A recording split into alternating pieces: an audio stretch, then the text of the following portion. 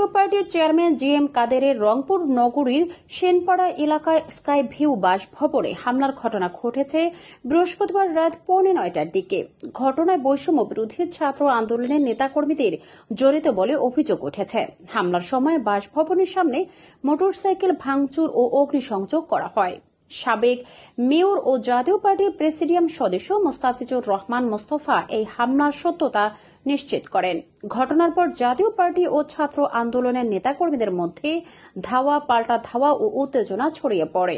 এর আগে বিকেলে রংপুরে সাংবাদিকদের সঙ্গে কথা বলে জিএম কাদের, যেখানে তিনি অন্তর্বর্তীকালীন সরকার ও এনসিপি নিয়ে মতামত দেন। তার অবস্থানের প্রতিবাদে সন্ধ্যায় বৈষম্য বিরোধী ছাত্র আন্দোলনের নেতারা বিক্ষোভ মিছিল করে তাকে গ্রেফতার ও জাতীয় পার্টিকে নিষিদ্ধ করার দাবি তোলে। মিছিল শেষে তারা গ্র্যান্ড হোটেল মোড় থেকে স্কাই ভিউ বাসভবনের দিকে গেলে হামলার ঘটনা ঘটে।